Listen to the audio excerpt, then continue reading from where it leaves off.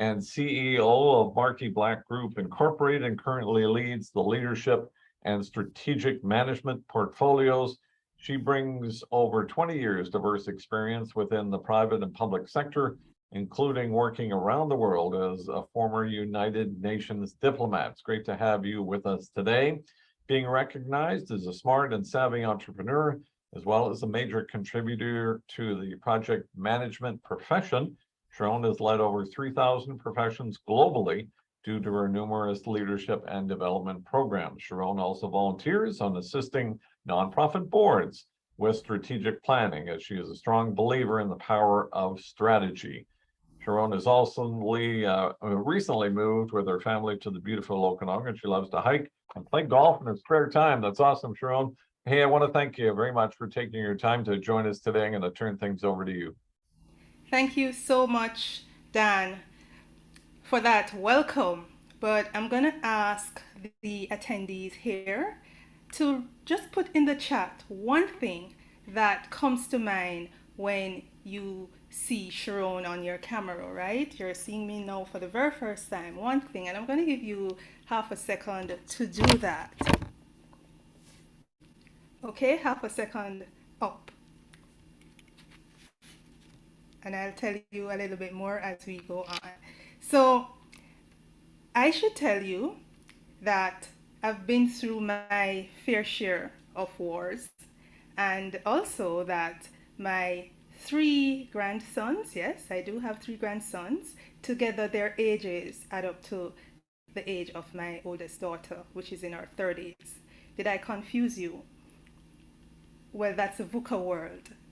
Did I get you all thinking, what's going on? Is this real? Could this be true? Could she have gone through wars? And could she have actually three grandsons? That's the VUCA world for you, right? So today we are going to be talking about the VUCA world. What does that mean for us? How can we as leaders navigate through the VUCA world? And I really want to thank the Chamber for allowing me to do this presentation. So Markiblak, we are located here in the Valley, and we are made up of edupreneurs, entrepreneurs, educators, and strategy specialists, me being one of them. And we have experience in all three sectors, nonprofit, government, private sector. We have trained thousands of persons, and one of the things that we are very focused on is to really help companies deliver strategies that give good return on investment. And when I say companies, I also mean nonprofits. In addition to having three grandchildren, which I think is my most proud achievement, I am a chief strategist at Markiblak Group. So you would have been introduced to me as the CEO. I assure you it's not a demotion. I'm really now focused on strategy and executive and business coaching. I've founded 4 companies, helped individuals to really raise up companies. I've delivered courses, and as Dan shared, I am a former diplomat. So why are you here? And I ask you that because in the VUCA world, that's one of the questions that we usually ask ourselves. Why are you here? And the you meaning not me, but our team members that we are leading. Hopefully as leaders we know why we are here, right? Start with your why, as a famous speaker has popularized the term. But why are your team members here? If we can answer the question as to why are you here, then we would become better leaders. At the start, I ask you to list one thing that you thought of when you saw me. The thing about the VUCA world is that we do not get the opportunity initially to know about the things that come on our table, right? But if we have a VUCA mindset, it's very important. So knowing your team members, very important to being able to operate in a VUCA world. And so you will know how team members will react to volatility uncertainty, complexity, and ambiguity. So let's look at the terms in more detail, shall we? So, volatile. So, volatile really speaks to the rapid nature of change. Before COVID, we had Uber and we had, for example, Airbnb. Those, came on the market. They changed the industry significantly. So I would imagine that persons in the hotel industry, the travel industry, the tourism industry, they would have been affected tremendously, and local economies that depend on tourism, would have been affected when the Airbnb and even Uber came on board. So that speaks to volatility, the rapid nature of change. But then COVID came, and that's the mother of all changes. I do not think we ever anticipated the changes and the ripple effect, the domino effect of a pandemic like COVID. The last pandemic was like 100 years ago, and I am not sure if we have anyone on our call who is 100 years, right? So that's volatility. It really speaks to the rapidity of change. Uncertainty, no, that goes without saying. But as leaders, as persons who work in companies and as team members, uncertainty refers to not being able to understand what's going on. So during COVID, many persons were asked to, work from home. There's a level of uncertainty there. Will I get my job back? Right? What does work from home mean? Then we had persons who were not able to work because they were ill.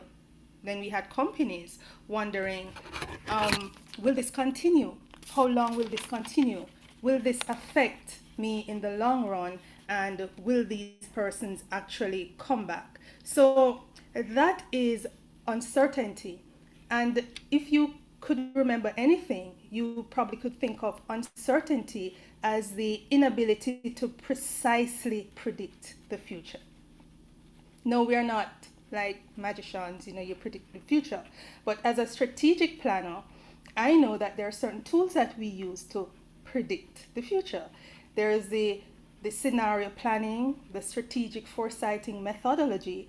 But despite the best methods of strategic and scenario planning, I do not think many companies or organizations could predict or have predicted the effects and the domino effects and the continued effects of COVID on the workforce and just how we do business now, right? So we are working from home.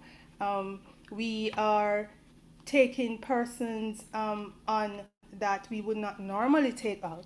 People are retiring earlier than they would normally have retired, right? Technology is more in the forefront than it was before COVID.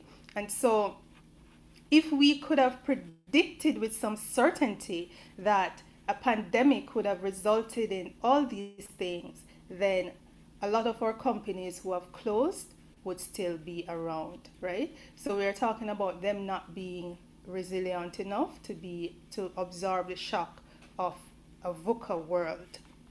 Complexity is something that is very important. Now, the complexity refers to when there are multiple systems, processes, people, cultures that we have to deal with. And guess what? All of them are important. We have to consider all of them. So diversity is one thing. Technology is another thing. Cultural differences is another thing. Access to financing is another thing, right? These are the things that we have to think about. Now, a leadership that is not VUCA ready would be thinking that, you know what, I'm in the restaurant industry. I just need to concern myself with what goes on in the restaurant industry. I need to ensure that I have enough supplies, my supplier, local supplier. When I go there, I have enough supplies. That's all I'm invested in. But guess what? I think COVID has made us realize that even our restaurant owners, the persons who run the bar, the fast food joint, they need to be concerned with what happens at the border. Is there a blockade? What's happening in the geopolitical space? Is something happening? Is there a war? How will that affect, proceeds going to the my U.S. Counterparts that need to be processed, that need to come here? That's a VUCA ready leader. You're thinking about all the things and not just the things that is immediately, the things that are immediately in your space, in your local community. You are now concerned about your geopolitical space, your industry, your sector, your country, your community. And those are external factors. And guess what? You also have to be concerned with your internal systems and your cultures. There are multiple cultures within one organization. You have to consider them because they're important. And VUCA leaders must be ready for the complexity. So complexity really speaks to multiple systems, processes, people that we have to deal with, and they are all very, very important, right? Now let's look at ambiguous. Ambiguous refers to when things are not clear. For instance, what does work from home mean? Work from home means something to me, and it may mean something else to you, and it may mean something else to your manager, and it may mean something else to your CEO. A VUCA-ready leader needs to ensure that work from home, for instance, means the same thing throughout the organization, right? Work from home means something different at, for example, a Google as against a Kelowna Chamber of Commerce as against another organization. What systems are in place? What processes are in place? Who is allowed to work from home? When? So VUCA-ready leaders need to ensure that things are not ambiguous. What are facts? What are truths? Right? And so you ensure that you have those documented. So as we go along, hopefully I can share with you some kind of framework as to how to be really VUCA-ready. Why is it important to understand VUCA? Why am I making this big thing about VUCA? Why is it important? It's important because if we do not understand that uncertainty is a way of the world, it's okay. Complexity, it is a way of the world. How do we deal with ambiguity? We can deal with that as an internal culture. Then we'll have an organization where we are burnt out. We may become disillusioned. We may be always out in fires. It may just sap our energies, and you may have high turnover because people are not sure what to do. The company or the organization is not able to react in a timely manner to changes. Persons are not empowered to make decisions because there's not a culture of VUCA readiness, right? So because you do not expect change, it's difficult for you to make decisions when change come around, right? Time and money to do things over and also to rehire. And that's one of the biggest things. When we rehire people, we have to go through the process and we have to train them again. So these are some of the things that we consider important, and that is why we want to ensure that we understand our VUCA. Now, traditional leadership and leaders really focus on the leader, the person. So the person, usually a leader, is positional. So your manager is a leader, right? They were given the authority to lead, and so that's a person who actually leads. That's a person who influence and impact, etc. And that's the person who makes the decision. So that's traditional in our book, versus focusing on leadership. So, of course, organizations will have leaders in place.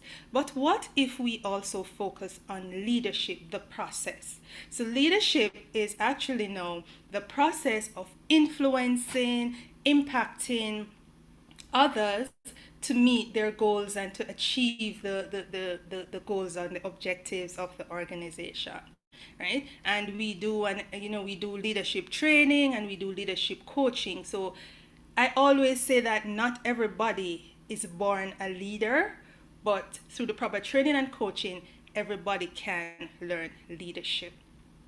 And not everybody should lead, right? Because their leadership skills are not leading persons in the most positive direction.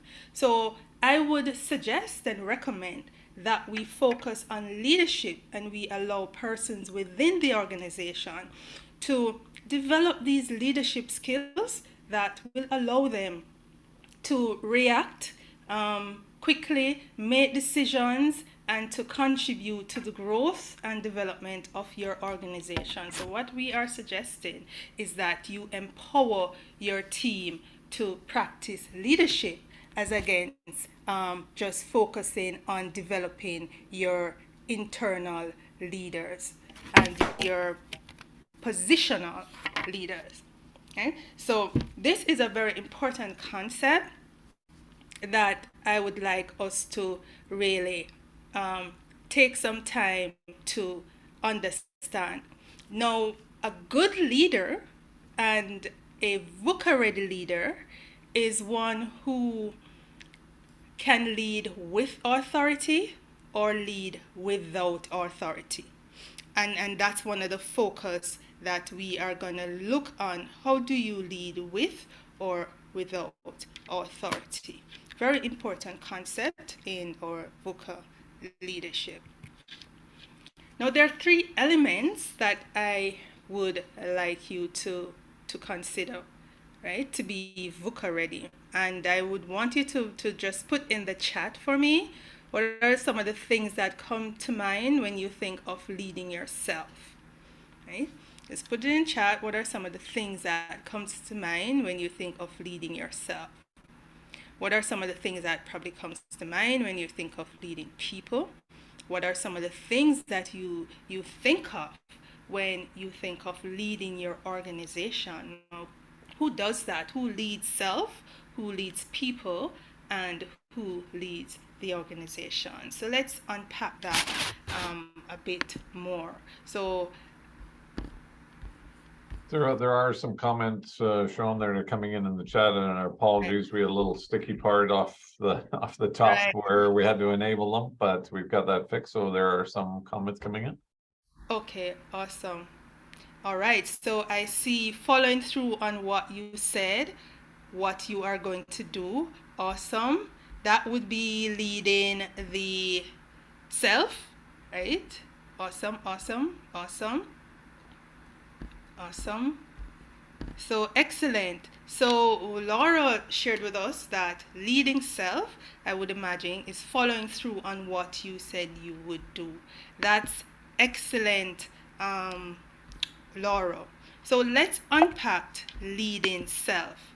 And Laura, that's actually now setting your personal goals, your intentions, because when you set your personal goals and your intentions, you're actually following through, right? Because I think that if you cannot lead yourself, then you will not be successful in leading others, right? So be very intentional about what you do, what you say you will do, and build up that credibility and integrity to actually do it. Now, what that will do, that will build trust, and as a leader, it will increase your impact and influence. So, as you improve and increase your impact and influence, you also hopefully bring your team members along to emanate that same type of behavior so they can practice leadership in VUCA circumstances. Make sense? So we have self-motivation. Again, I think that motivation is like a bath. If you can do it yourself, why not? And most people need a bath almost every day, right? So motivate yourself. When you depend on others to motivate you, then chances are you will not be a consistent person in what you do, because you're always looking for external factors to motivate you. So self-motivation is critical in self-leadership, right? Emotional intelligence is one of the things that we talk about a lot, and emotional intelligence covers, these top three that I spoke about: self-motivation, impact. But one of the things with emotional intelligence is that self-awareness as well as awareness of your surroundings. You want to be aware of others around you and be empathetic, and to be cognizant that you're not the only one in the room, although you are the leader.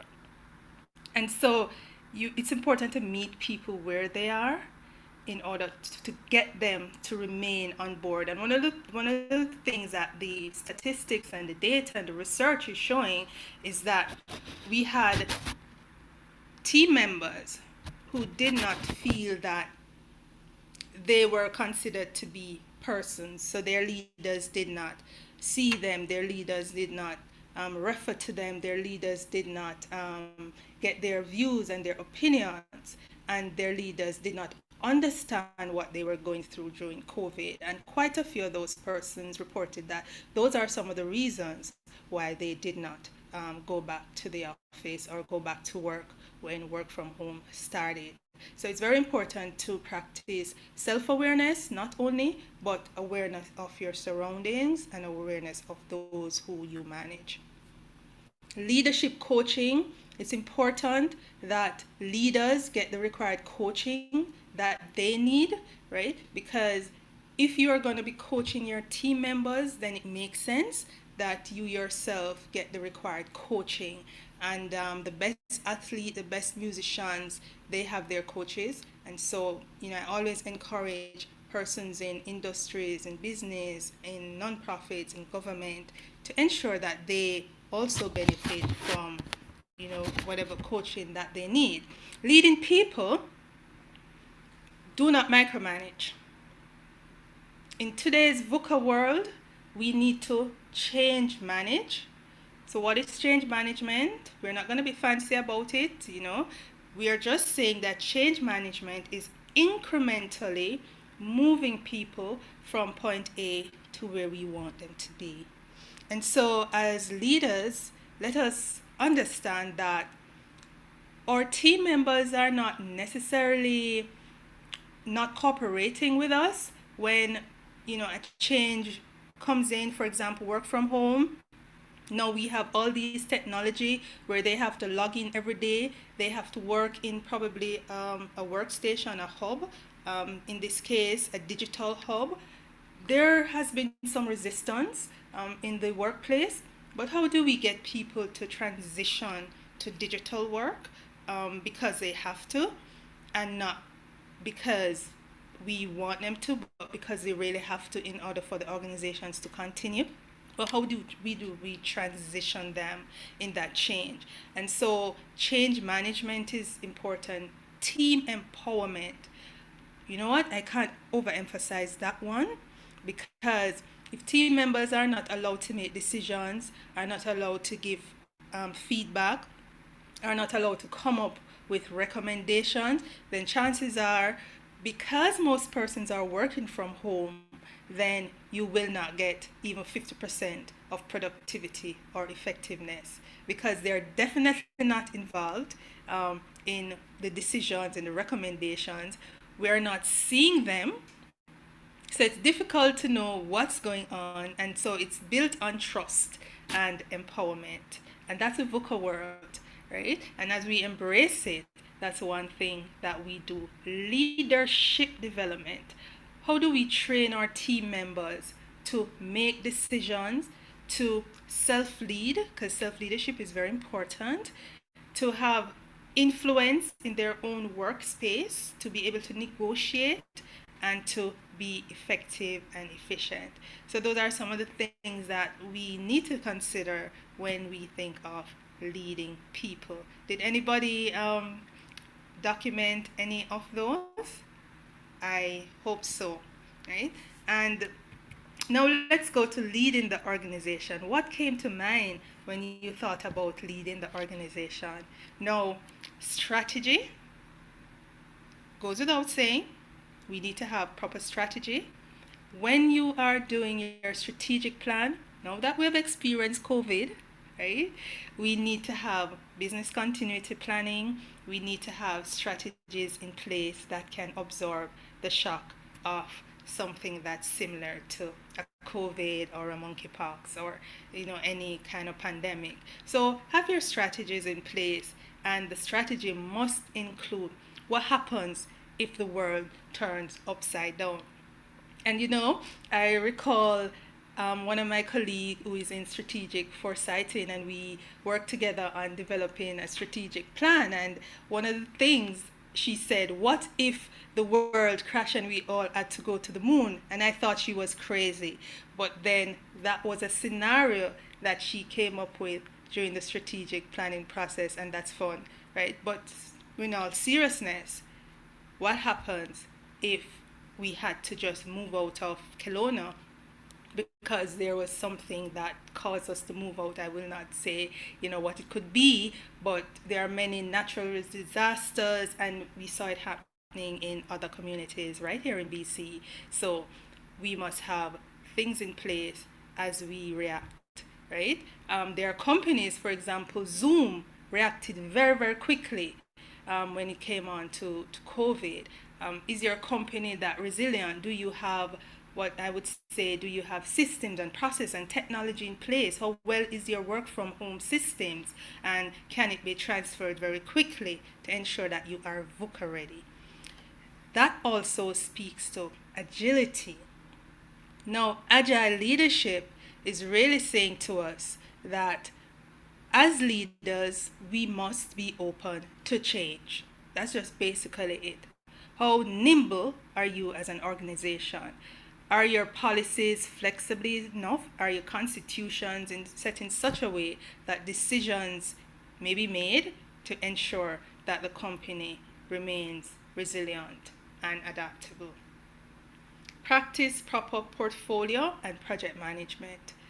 At the higher level, at the start of the year, I recommend that you have a portfolio of projects that are linked to your strategy.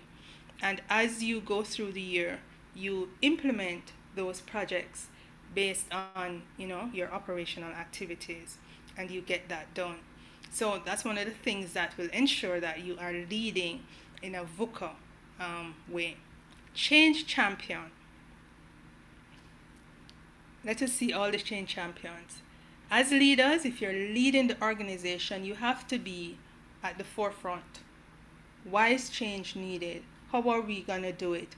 And how will we benefit, right? So one of the things that we know as leaders, and you know as leaders, and your team members should know, is that team members are not necessarily resistant to change. They are resistant to losing the benefits that they think change will erode, right? So people are resistant to losing benefits that they think change will erode. And so how can we navigate that as leaders to ensure that persons remain in that trust bubble and we get that going? So as we wrap up, going towards the end, I want to spend some time on framework for a VUCA-ready leadership. We mentioned leading with or without authority. The manager has the positional authority, but let's say the person who does the data entry, for example, does not have that positional authority. Their authority is really located in doing the data entry. But is it possible, any at all, that that particular person could be included in decision making if it is realized that that person is a problem solver, right? So as vocal leaders, we keep our ears to the ground as we empower our team to look out for leadership qualities in our team members and allow them to lead without authority. So that's a concept of leading without authority. Another thing that we should do is to anticipate, understand, and clarify ambiguity. I would suggest and recommend that as leaders, if you notice that there are things within your organization that necessarily often always cause misunderstanding and confusion, then it's time to ensure that that is clarified and it means one thing, right? So work from home is another thing that confuses people a lot. I recall there was an organization where someone within the organization, they go into the office twice per week, and the person asked if they could work from home for the 5 days.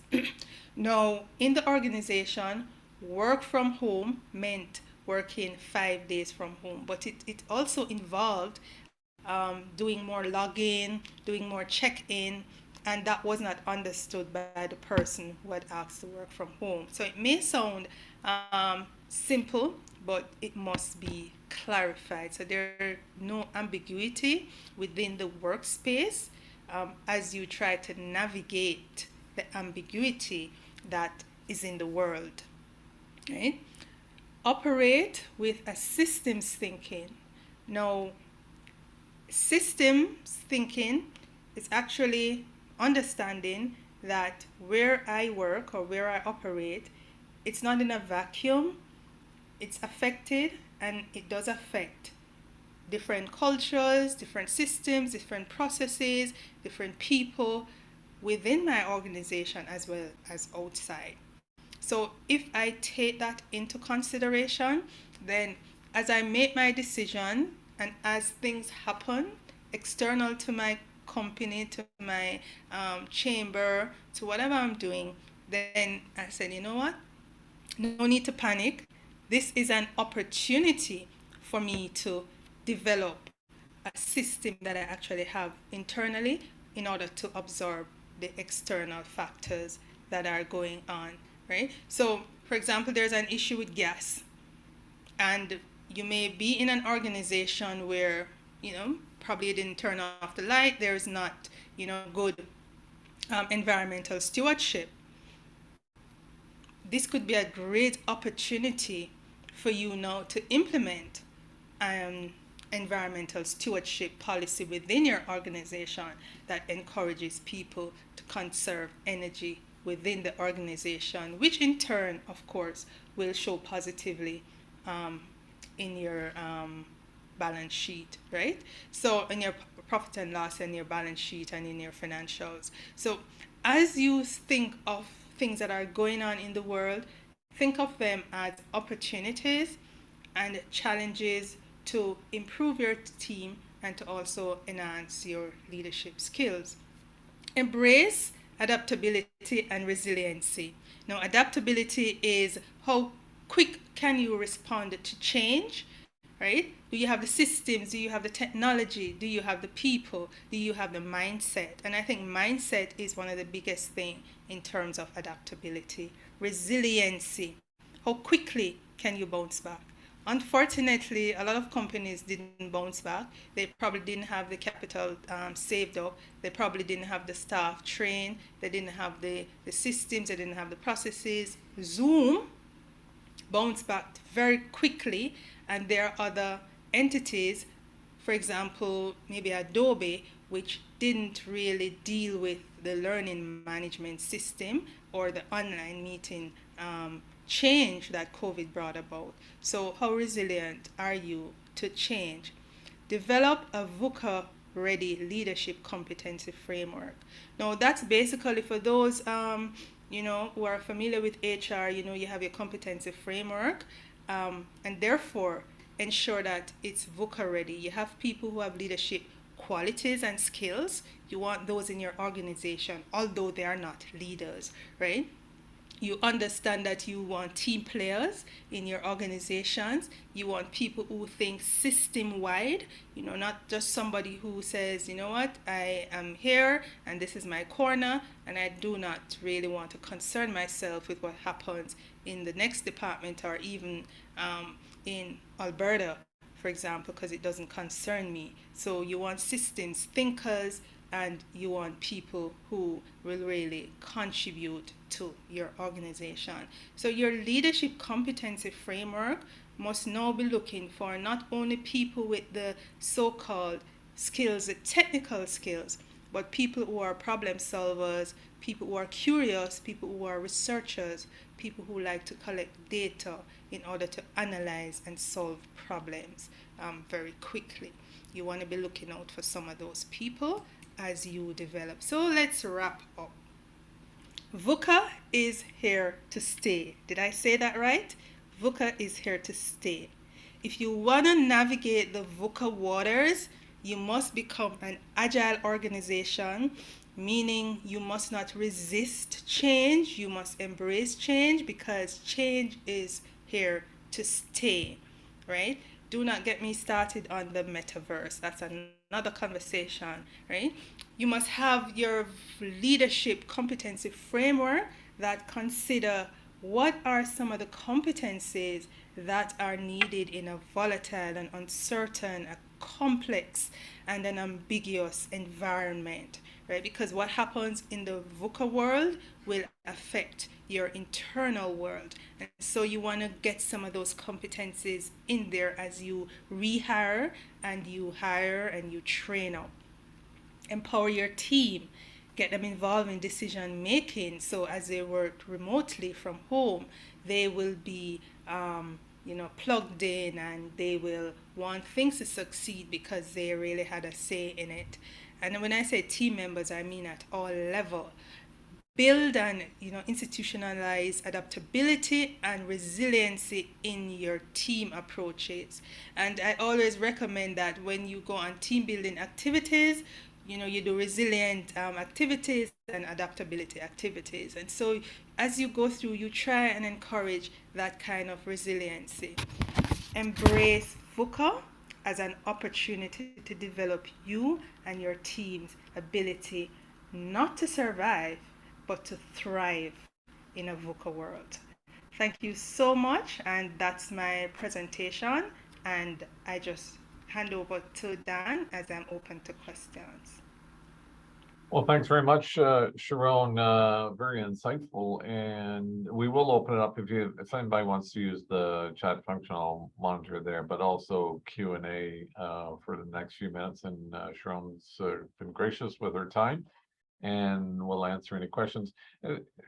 This is the first time actually that I've been introduced to the VUCA concept. Where can people find more information about this, aside from following up with you? And hopefully you've got some contact information here. But if you could just start with that information. And you're on mute there, so. Sure, thanks so much, Dan. Great question. So VUCA actually started in the 1980s. It was popularized by the US military as they spoke about strategic leadership development, and it has been dated back to Truman.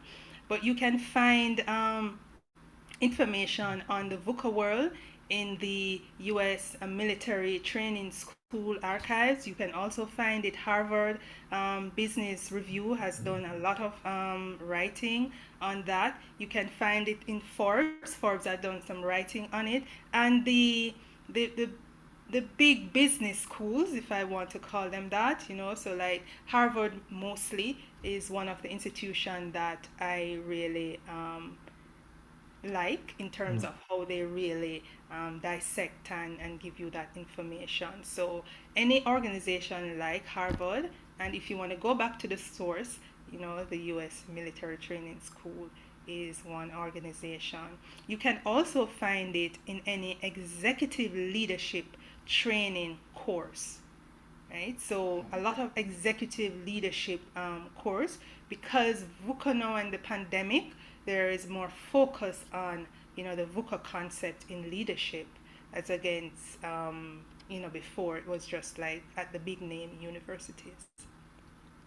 And so if I could, to build on that, we have many small businesses, micro businesses and individual entrepreneurs that are members of the chamber, and the business community, small business. Are the principles that you discuss here, in the leadership competency framework applicable to a 1 or 2 person operation, as it is to a larger organization? Because there may be some, that are watching this through video or recording, or be exposed to it and say, well, that's for large organizations, I don't have the capacity. But how do you help small businesses? Is that some of the work that you do, helping those small businesses understanding that even if it's just you and someone else, or even a solopreneur type of thing, it's the individual leadership aspects of this? And frankly, I think you're more resilient. We've gone through a massive change because of the pandemic. Those that have adopted this strategy and approach, I think, as you mentioned, were resilient through that. But is it applicable, and have you helped small businesses and micro businesses, solopreneurs in this kind of approach? Yeah. Thanks so much, John. Another great question. Before I go on, I forgot that the government of Canada, there are some literature on their website .ca. So just search Government of Canada VUCA leadership, and they do have articles on VUCA leadership on the Government of Canada website, right? So they can access that as well. But VUCA leadership is applicable to all organizations of all sizes, right? And that's one of the reasons why a lot of small and medium organizations failed, because they were not, concerned with, volatility in the market. Maybe they were just concerned about the market and who comes into their market, right? Because Uber, for example, really, changed up the market, the rapid change in the market, and that was volatility. And so businesses would concern themselves with market volatility and not necessarily with a health crisis, right? So it does concern all organizations. And yes, we do help organizations of every size. No one is too big. As a matter of fact, Dan, we have this motto on our site, is that no organization is too big and none too small for us to assist. So if you're an individual and you really want to understand, your leadership style and utilize that to ensure that you're VUCA ready, not only you, but your organization is VUCA ready in terms of your strategies that you have in place, then we'll assist you with that. If you're a solopreneur and you want to ensure that you as an individual offering your service is ready for any change in your rapid change or uncertainty, or just things that are happening now, then we can help with that. We're actually helping organizations and individuals to relaunch, because I know of this organization. They had, before COVID, they had 40 staff, and after COVID, they had 2. They had only 2. So they moved from, kind of like a medium small business to almost a solopreneur. But the owner wanted to continue. And so what are some of the strategies that you can really put in place to continue based on what's going on in your environment, and also to, to implement your dream of growing from one person organization to a 50 or 100 person organization? Yeah, I wonder, and I want to give time, but we'll wrap it up. If there are no further questions, we'll wrap it up pretty quick. So I'll give you those that are online, the attendees, a last chance if you want to ask Sherrone a question. But on that example that you used when they, the organization went from 40 to 2, was that because of outside influence or because they didn't have some of the resilient strategies to be able to adapt to see them through that? I'm curious on that. And are you helping them to get back to where they once were? Or are they going a different direction? Right. So it's both things that you said. Outside factors affected them, and because they did not have the internal systems and processes to deal with the outside factors. So for instance, the pandemic happened, persons became ill, and some persons did not want to come back to a face-to-face environment. They did not have the systems or the processes in place to quickly pivot to a remote working environment.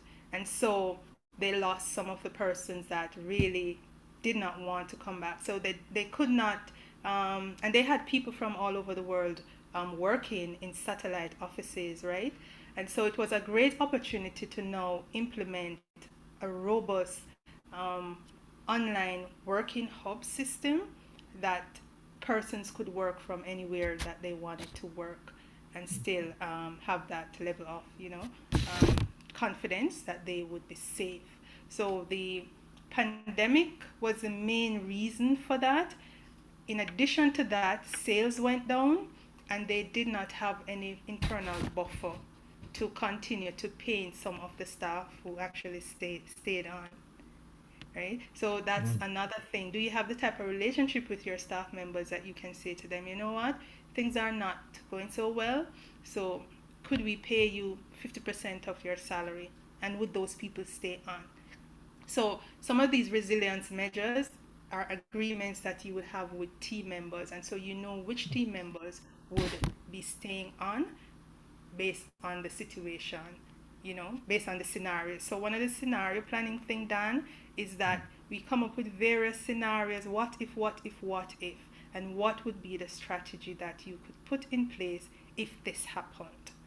Right? Right. So that's one thing. So yes, Yeah. we are working on with companies like that to get back on their feet, for want of a better word. Yeah. Sherrone, I think we're better off in the Okanagan with you here and the tremendous experience you bring to the table. And we didn't discuss this in advance, but is there any business you've worked with here that you would give a shout out that has adopted some of this that others could learn from, do you think? And if you don't have to do it off the top of your head, I'm sorry, I apologize. I should have given you a little prompter in advance, but Right. it's always good to know, who locally has adopted some of these and has shown and might be willing to share kind of thing. I would need their permission to do Yeah, so. that's the other That's side. Yeah, unfortunate. yeah. Because Hey, then this is great for them. Ah, yeah, something to think about. If you do find out and share, we can certainly share it through our network. It's always great to learn with some of our other members, and you're now a member of the Kelowna Chamber, so appreciate you being on board. Where can people get a hold of you if they want to further a conversation? so they can contact me at Sherone at markiblak.ca. So that's MARKIBLAK. So let me just put that in the chat real quick, everyone. Sure, and you don't mind us sharing this slide deck with everybody that's online today? No, that would be Excellent. great. That would be great. And every now and again, we would do these free webinars, on leadership, on strategy, on competitive analysis, and stuff like that. So, I would just advise persons to maybe keep watching the website. And we also put them on the Chamber's website as free events. So those are things, and feel free to call me if, as I said, I am a business coach. So feel free to call. I will give, free of charge. If you have a questions, just send me an email. I think that's best. If you have a question, you want a quick answer to, in terms of things that you're navigating based on just the environment right now, I could shoot you back a quick reply. Awesome. Sherrone, thanks very much for joining us today. I want to thank all the participants as well. Very insightful and certainly some aspects and strategies to follow up on. Sheroone Blake Lobban, the co-founder and CEO of Markiblak Group Incorporated, has joined us for Business Smarts.